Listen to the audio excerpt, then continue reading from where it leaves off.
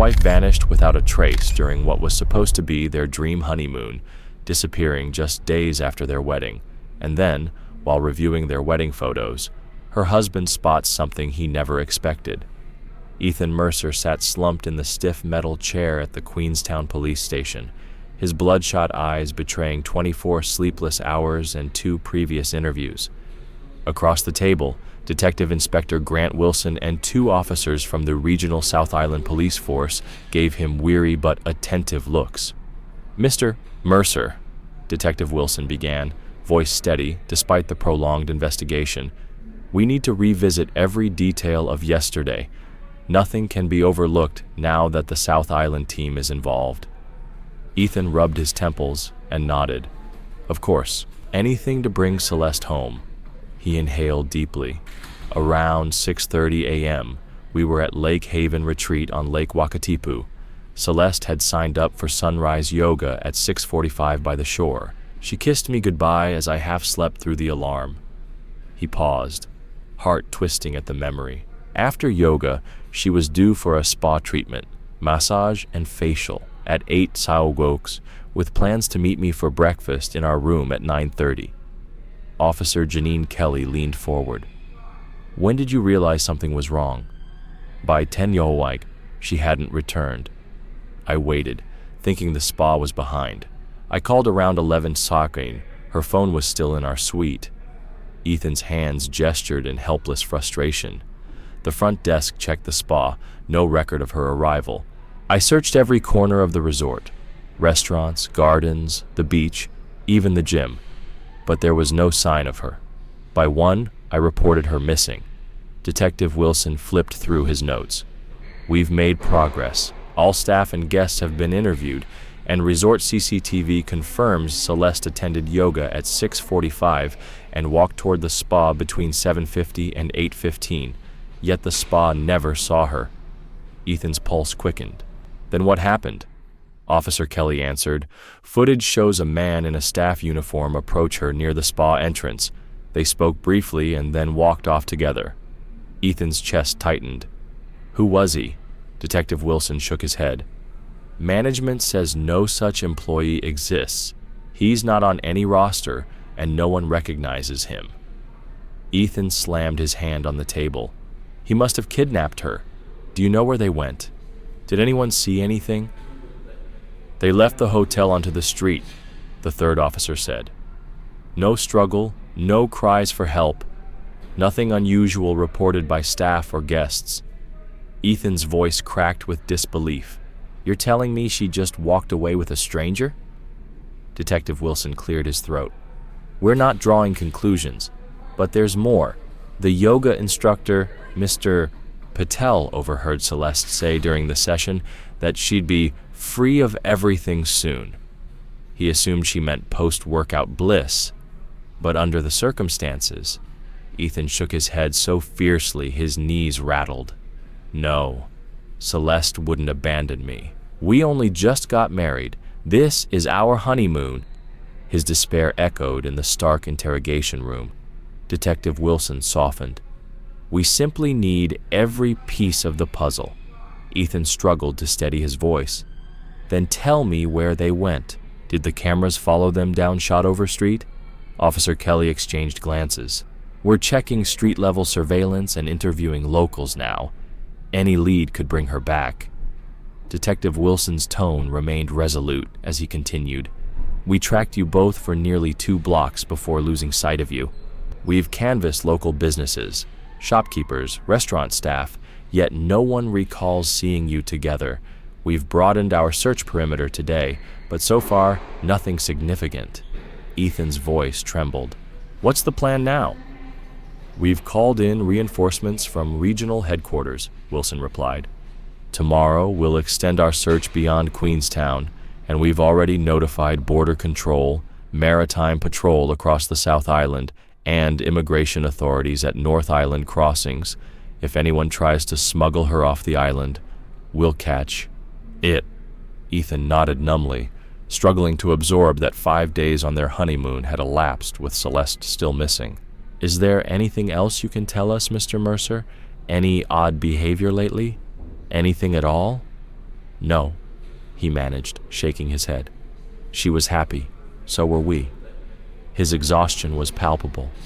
This was meant to be the happiest chapter of our lives. Wilson closed his notebook. We'll press on first thing tomorrow. Try to rest. We'll take you back to the hotel. Back in Suite 312 at Lake Haven Retreat, Ethan let the door swing shut behind him and slid down until his back hit the wall, the resort's panoramic mountain and lake vista suddenly feeling hollow and loss-laden. What had been a sanctuary, complete with a king-size bed facing floor-to-ceiling windows, now resembled a shrine to joy stolen away. Celeste's open suitcase lay on the rack, her neatly folded clothing like sentinels of absence, her silk nightgown draped on an armchair, her slippers untouched by the bed, precisely where she'd slipped them off before her morning yoga class. Ethan climbed onto the bed and collapsed into the emptiness beside him, the chill of the sheets reminding him she'd never return to claim them. He changed into pajama bottoms and a t-shirt, but sleep evaded him as every detail of the past week played on a loop in his mind. The phantom staff member, her cryptic "free soon" remark, all incongruous with the Celeste he knew and loved. He rolled toward the nightstand and spotted her phone, returned to him after a forensic check by the police, a concession he'd secured so that if she reached out, he'd be the first to know. He picked up the device. Its screen bloomed with missed calls from friends, texts asking after their honeymoon, social media pings, but nothing about her disappearance. He hadn't dared contact his parents or hers. It had only been a day, and a small voice in him still hoped she'd walk through the door with that apologetic grin. He set the phone down just as his own device chimed. A new email from Claire Madison, their wedding planner. Your edited photos are ready. Find them in the attached Google Drive folder. It was an honor to be part of such a beautiful celebration of love. Ethan hesitated. Claire had said it would take a week or more, but her timing now felt cruel. Yet he needed to see her face, to reclaim a piece of the joy they'd shared. He tapped the link. As the gallery appeared, about 50 images bathed in golden Cotswold sunshine, ancient oaks framing the ceremony, loved ones from California to Cornwall beaming beside them. Ethan whispered, voice choked, "Where are you, my love?" and continued, swiping through a lifetime's worth of happiness trapped in pixels. As Ethan flipped through the wedding gallery, one image stopped him cold. There was Celeste in her gown, a vision of happiness as they exchanged vows, her eyes glistening with tears, their first kiss, the cake cut, and their first dance, until he reached his favorite shot of them walking back down the aisle, radiant and hand in hand beneath colorful bunting against the brilliant blue Cotswold sky. He zoomed in on their smiling faces, then panned the lens outward to the cheering guests and froze when he noticed a lone figure standing at the rear, arms rigid at his sides, staring directly at Celeste. Ethan's breath caught. "Alexander Vale," he whispered, voice hollow in the empty room. It was unmistakably Celeste's ex-husband, the man they'd deliberately excluded, the one who had spent months threatening her until a hush-money agreement forced him to stay away. Now here he was, lurking in their wedding photo, and 2 weeks later, Celeste was gone. Racing off the bed, any hint of fatigue vanished as adrenaline surged through Ethan's veins. He downloaded the image and was about to call Detective Wilson right then, when his phone rang. "Hello, Ethan." His heart lurched at the unfamiliar calm in her voice. "Celeste?" he choked. "Where are you? Are you all right?" "I'm fine," she replied, distant and flat, nothing like the warm, vibrant woman he'd married. "I'm sorry for doing it like this." "Doing what?" he pressed. "What's happening? Are you in danger?" A pause. "On our honeymoon, I've had a lot of time to think about us, about our lives together, and I just don't think this is going to work out." Ethan felt a punch to the gut. "We promised until death. 2 weeks in?" "I need space to figure things out," Celeste went on. "Everyone's looking for me, and I don't want that. It's not you. It's us. Different interests. Different futures. Ethan fought tears. This isn't you talking. Are you being forced? He caught himself mid-sentence, the absurdity hitting him, that he'd asked her to blink over the phone. Just tell me where you are. I have to go, she said, urgency creeping into her tone. Please, move on. And the line went dead. Ethan hurled his phone onto the bed, a guttural cry tearing from his throat as he paced the suite. Something about her words rang false, and her phone still lay on the nightstand, returned by the police after their forensic check. If she had truly wanted to leave, why abandon her only lifeline? And what of the mysterious staff member who escorted her from the spa? If she'd planned to vanish, why the elaborate ruse? Most damning of all was that uninvited silhouette in the wedding photo. Alexander Vale had watched their joy from the shadows, and now maybe he'd orchestrated every terrifying twist. As Ethan stopped at the window overlooking the starlit lake, he realized that nothing about Celeste's disappearance was as it first seemed, and that finding her would mean unraveling a web of secrets far more sinister than a runaway bride. Ethan's heart hammered as he stared at the blank screen of his tablet, the police's finality still ringing in his ears. Celeste had chosen to leave, and there was nothing more they could or would do. His hand shook as he powered up a fresh browser tab, determined to prove them wrong. He began by revisiting every piece of information he'd collected on Alexander Vale. News articles, court filings from the whistleblower case, property databases. Hours earlier, he'd learned that Vale had weathered a public scandal, his empire fractured by high-profile corruption charges, yet he'd evaded prison through a labyrinth of legal maneuvers. That knowledge had stoked Ethan's conviction.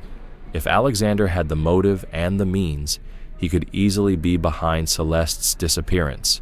He cross-referenced shell companies, scanned deeds, and followed a trail of cross-border transactions until a single address emerged. A modest lakeside villa north of Queenstown, acquired through an offshore entity whose beneficial owner, according to a leaked corporate registry, was Alexander Vale himself. The villa sat 20 minutes from Lake Haven Retreat, isolated on a narrow peninsula jutting into a hidden cove, perfect for keeping someone unseen. Ethan's breath caught as the moonlight glinted off the water in the satellite image. This was his only lead. He leaned back in the chair, mind racing. Midnight oil still burned behind his eyelids, but adrenaline banished every trace of fatigue. He pictured Celeste's face, her soft laugh at breakfast, the way she'd tucked his hair behind his ear at sunset, then the cold detachment in her brief phone call. He replayed her words, "I just need space." That space felt like a cage to Ethan, and he vowed not to leave her there. Fumbling for his phone, he sent a terse message to his best friend in Queenstown, an off-duty park ranger he trusted, sharing the address and asking for backup, just in case. No reply yet. He grabbed his jacket from the wardrobe, zipped, pockets loaded with essentials. Flashlight, extra batteries, a pocket knife, his father's old Swiss Army tool, and a small digital recorder to document everything. In his backpack went a bottle of water, protein bars, and a pair of wool gloves. He paused to slip on sturdy boots, their grip soles perfect for uneven terrain. Standing in the center of the suite, Ethan closed his eyes and inhaled deeply. The air smelled faintly of lavender from the bathroom diffuser, a once comforting scent now twisting his gut with dread. He whispered to himself, "I won't let them write you off, Celeste. I'll find you." With that promise burning in his chest, he checked the time, 12:15 a.m. He knew that driving alone along narrow, winding roads at this hour was risky, but hesitation would only cost precious minutes. He crept to the door, glanced at the silent corridor, and slipped out, closing it with care to avoid alerting the front desk. In the hotel lobby, he paused beneath the grand chandelier, its crystals refracting the chandelier's warm glow into pinpoints of light that danced on the marble floor. No one stirred. The night staff had long since drifted into their dreams. Ethan tapped the elevator button, but when the doors opened, he chose the stairs, quieter, more direct, and less likely to leave a trace of his movements on security logs. Each step down felt like descent into another world, one without rules, without fallback. He reached the lobby and moved swiftly past the reception desk, where an overnight clerk flipped channels on the television and barely glanced up. Ethan placed a hotel keycard back on the counter, murmuring a thank you, though the clerk was already half asleep. Outside, the cool mountain air hit him, crisp and alive. He shivered, zipped his jacket higher, and spotted the rental car's headlights parked just beyond the porte-cochere. Slipping into the driver's seat, he inserted the key and warmed the engine, straining to keep his breathing steady. He engaged the GPS, programmed to the secluded villa's coordinates, and watched as the route traced a sinuous path along the lake's edge, then up a narrow gravel road.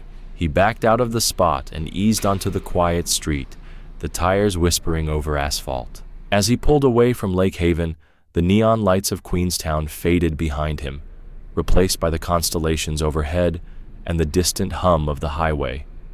Every mile brought him closer to the truth. Ethan replayed the wedding photo on his phone once more, Celeste's radiant smile, Vale's cold stare, and steeled himself. The road wound through forests and open fields, the only sign of life the occasional farmhouse silhouette under starlight. He slowed for a cattle grid, then pressed forward, the GPS arrow inching toward its final destination. In the stillness of the night, Ethan felt both terrified and resolute.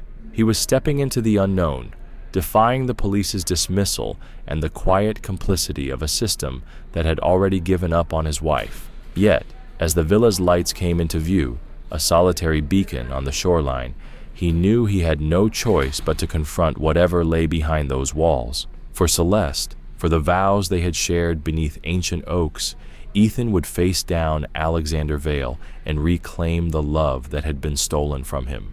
With the engine off and the world holding its breath, he retrieved the wedding photo from his pocket, checked his flashlight, and slipped out into the darkness, every step driven by a single promise: he would not return without her. The intercom hissed again, and the old woman's irritated tones cut through the night like a blade. Ethan's heart hammered in his chest. He pressed his hand to the cool metal of the gate and took a steadying breath. "Please," he called softly, leaning closer so his voice wouldn't carry down the road. "I'm here on urgent business. My name is Mercer. It's about Ms. Vale. Please tell him something came up." Silence, followed by her heavy sigh. "Look," she said finally, her voice softer but still wary. "There's nobody here who knows you. Go away before I call security." Ethan's jaw clenched. Security. Of course. Vale would have eyes everywhere. He forced himself to stay calm. "I understand," he soothed, "but if you see Mr. Vale, please tell him Ethan Mercer urgently needs to speak with him. It's a matter of life or death." He waited, every second stretching like a rope, until at last she relented with a dismissive grumble. "Fine, I'll pass on the message. Now get lost." The line went dead again. He stepped back into the shadows, mind racing. If Vale was away, how could Celeste still be here? And if she wasn't at the villa, maybe this service apartment really was her refuge, except he had no way to get inside. He scanned the silent facade of Vale's house once more, noticing for the first time a small side gate unlatched beneath the eaves. As if compelled, Ethan moved to it, heart thudding louder now. The latch clicked open easily. No code, no CCTV visible in this corner. Clutching his flashlight like a lifeline, he slipped through the gap and crept along the perimeter of the property. The manicured lawn gave way to a sloping garden, overgrown with wild roses, their thorns snagging his jacket.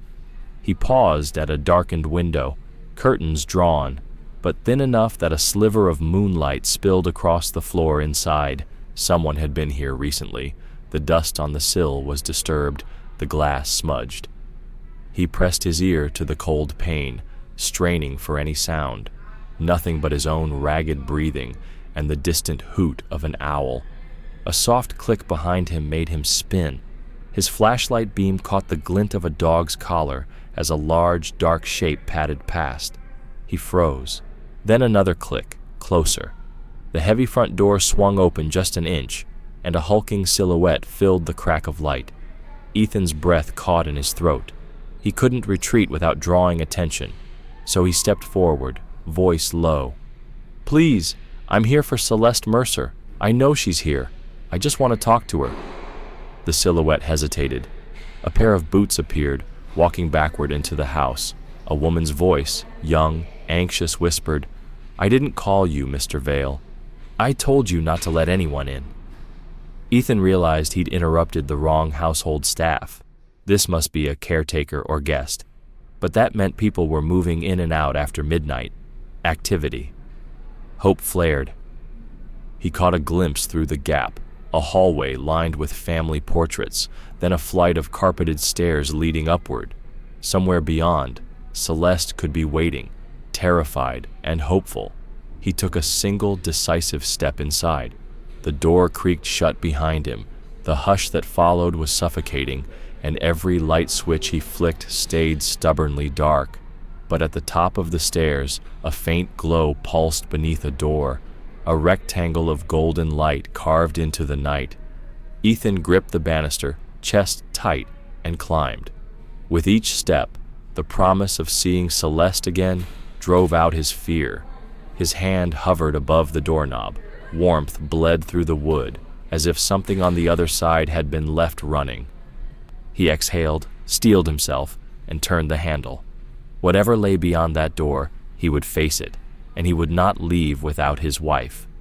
Ethan settled into his vantage point by the window, straining to control the tremor in his hands as the bar's door swung open once more. The newcomer, tall, broad-shouldered, and brimming with bravado, strode in ahead of three friends, his laughter booming in the dimly lit room. He threw a nod toward the bartender. "First rounds on me, lads." His voice carried like a declaration of conquest, and as he slapped one companion on the back, Ethan recognized the name the bartender had murmured, Darren Hutchkins. Darren's rugged, windburned face and the well-worn fishing jacket he wore suggested he thrived on Queenstown's lake as much as he did its nightlife. Ethan watched as the group claimed a table near the pool parlor, and the tall man, Darren, yanked out his phone with grand flourish. "Look at this," he crowed, thrusting the screen toward his mates. "A chap just rented my 42-foot cruiser half an hour ago, paid double the going rate without a murmur. $200,000 up front, cash and crypto." His friends whistled, incredulous. "Crypto deposit cleared in minutes," Darren continued, tapping the wallet address. "They've even got private security organized. No name on the booking, just an offshore account. I've never seen anything like it." Ethan's pulse thundered. Vale had preferred chartering boats precisely to avoid paper trails, and now here was proof Vale was in town again, an untraceable booking for Darren's yacht, made just as Celeste vanished. He pushed himself from the table and drifted closer under the guise of ordering another beer, careful to position himself within earshot without seeming obvious.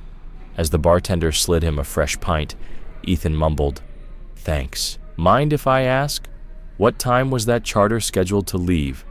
The bartender, polishing a glass, glanced over and said, "High tide's about now. It'll cast off from the marina at the north end any minute. Darren set sail at 12:30 a.m., give or take." Ethan's throat went dry. "And the security detail, are they local, or do you know where they're headed?"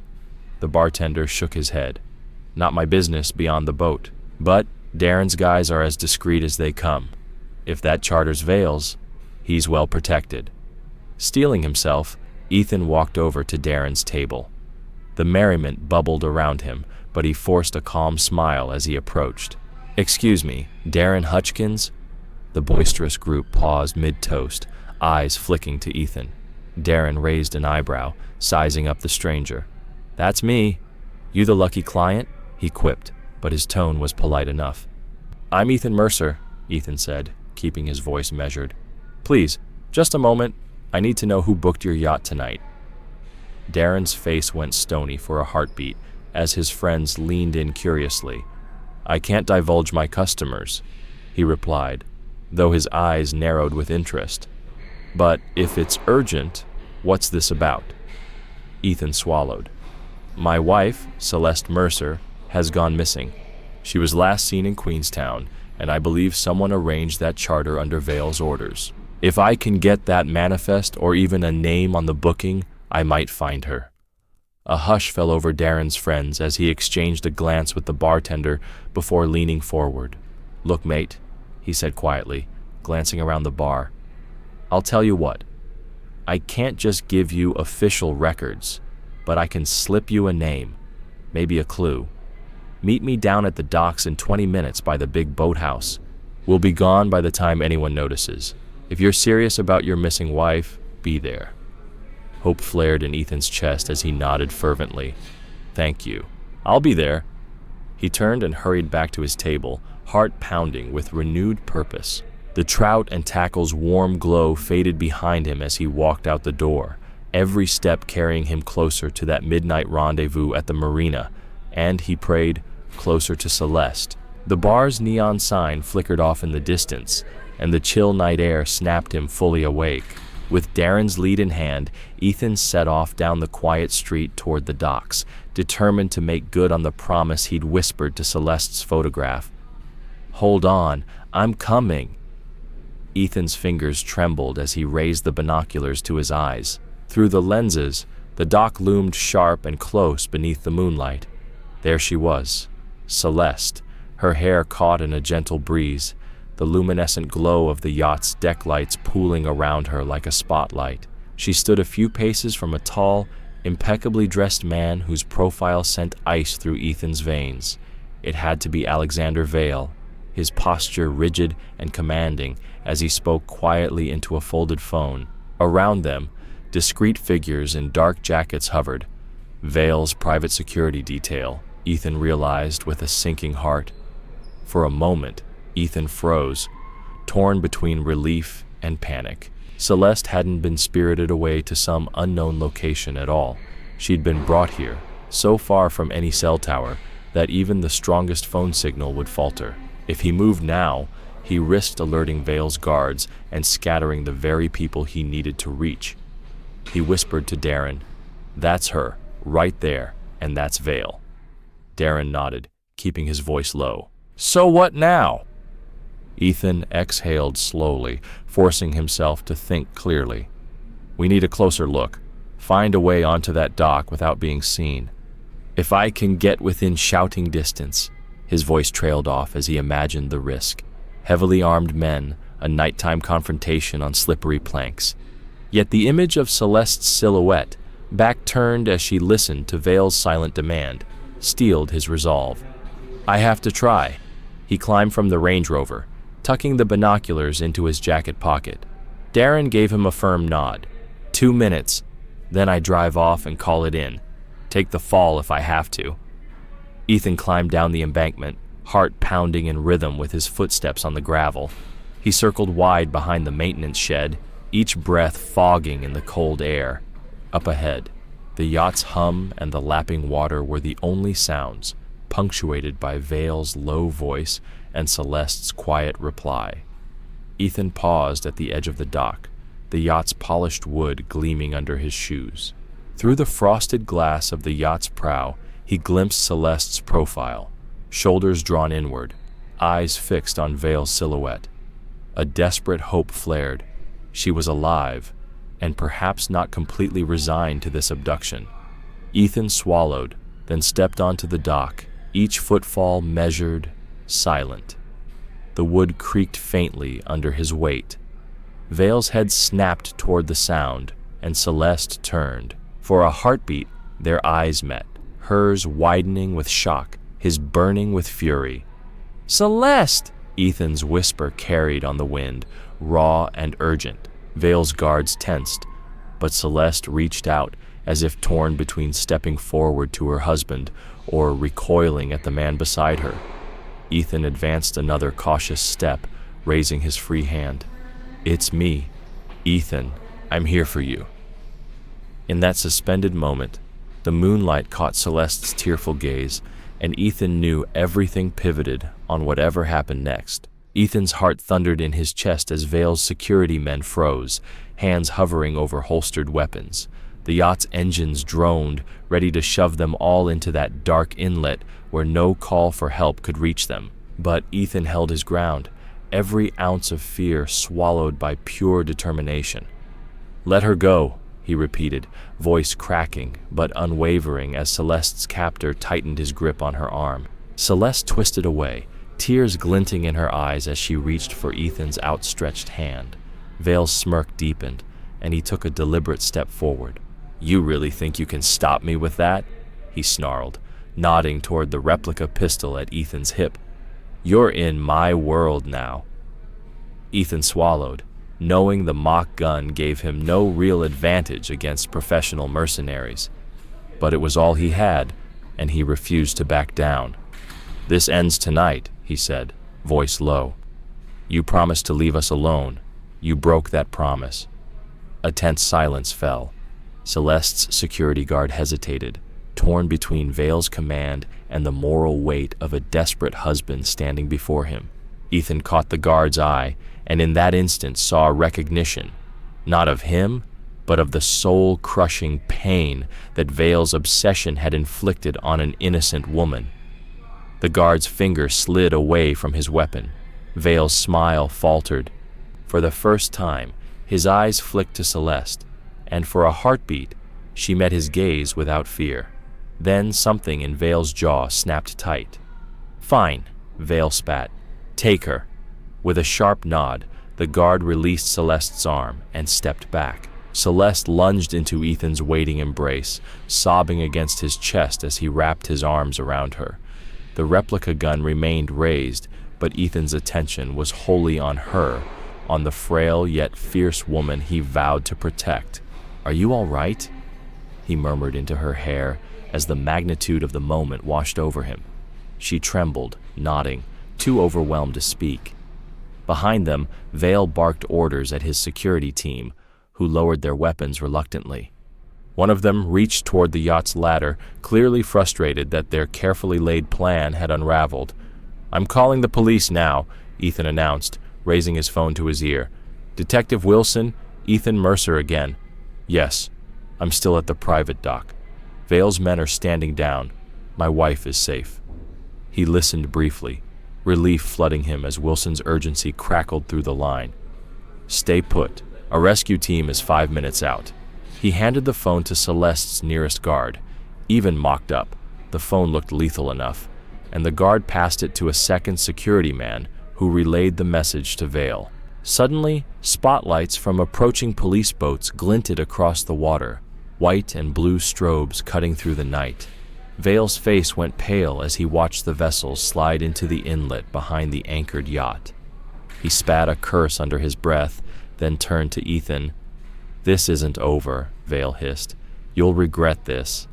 Ethan steadied his voice, feeling Celeste's hand tighten around his.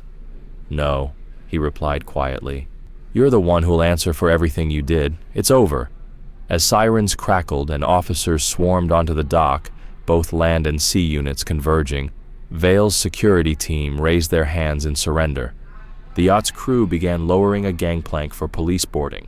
Celeste nestled closer to Ethan, relief flooding her eyes as she watched the uniforms advance. Detective Wilson appeared at the top of the ramp, barking instructions into his radio before finally seeing Ethan and Celeste. He broke into a relieved grin. "Mr. Mercer, Ms. Mercer, are you both safe?" Ethan exhaled, the weight of exhaustion and adrenaline crashing down. "Yes," he whispered. "Thanks to you all." Wilson nodded at Vale's scowling silhouette being handcuffed on deck.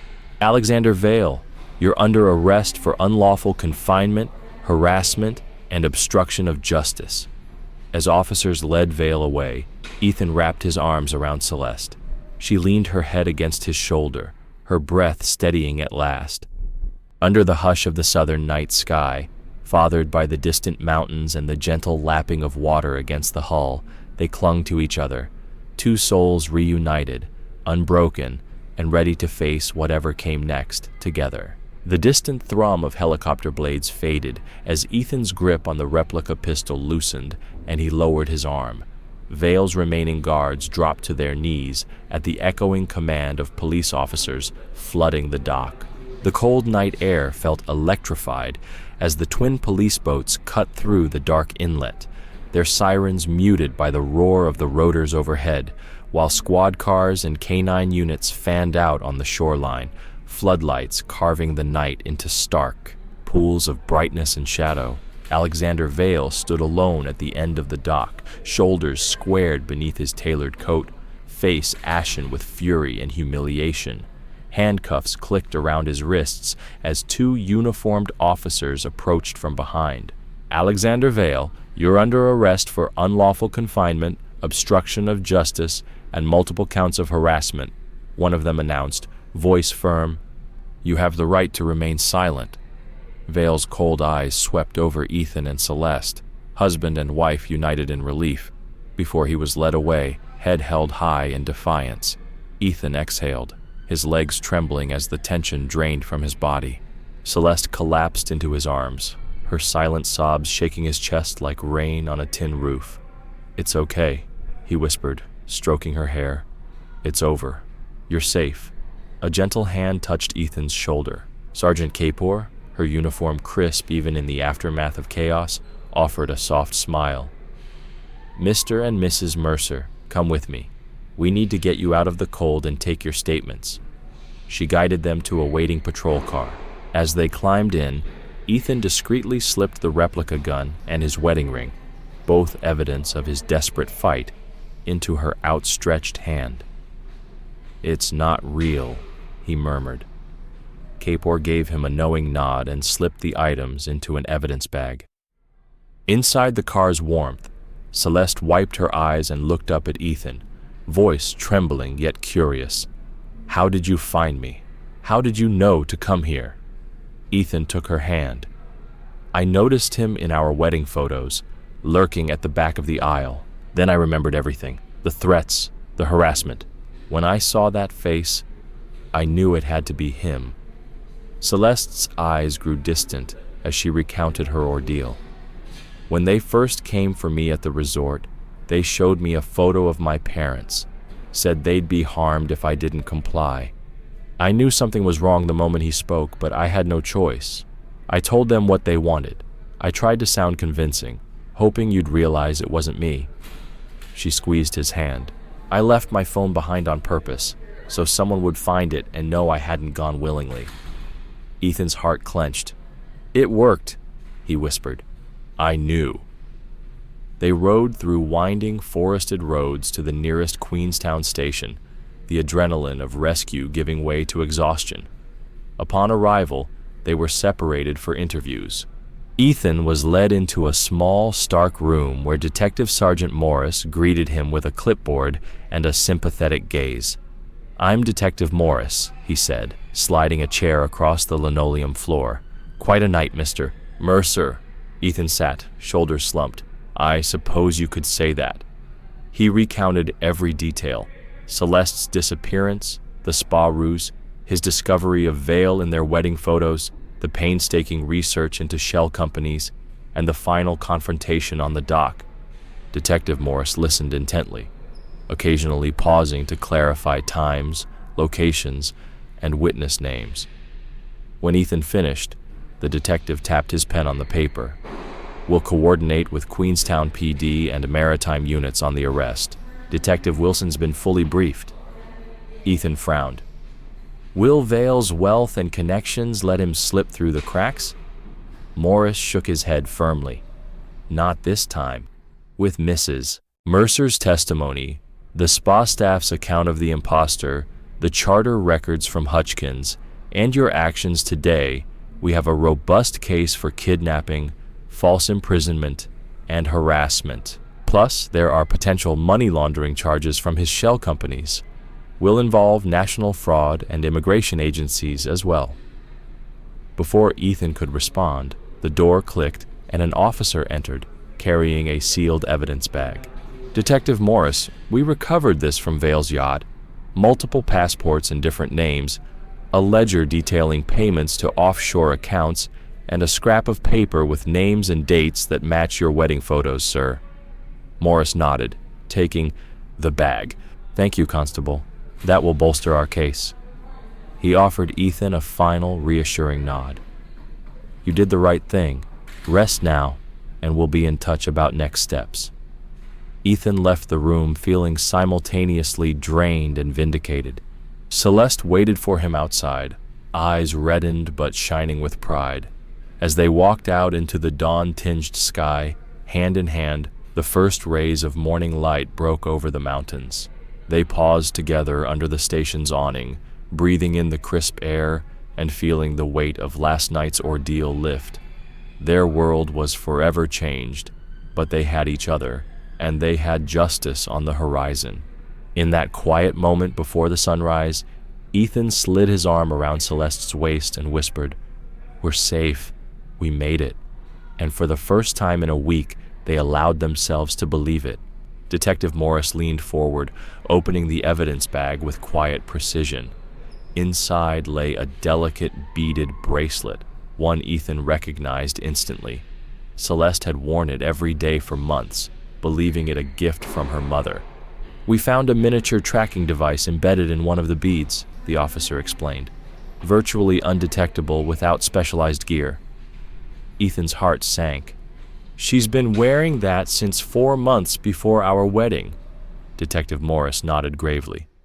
"It appears Vale was monitoring her every move, planning this abduction down to the smallest detail." The room felt suddenly colder as Ethan realized how meticulously Vale had orchestrated their honeymoon gift, isolating them in a foreign country where Celeste had nowhere to turn. When Ethan emerged from the interview room, Celeste was waiting wrapped in a soft blanket, her eyes bright with relief. As he guided her to the station benches, they watched Vale, still arrogantly smirking, being marched past in handcuffs. He called after them, "This isn't done. You can't escape me." But Ethan met his gaze calmly. "You've lost everything," he said quietly. "Now it's over." Vale's grin faltered before officers led him away. A small task force officer approached with 2 steaming cups of coffee. "You're free to go," she smiled. "Transport back to Queenstown arrives in about an hour."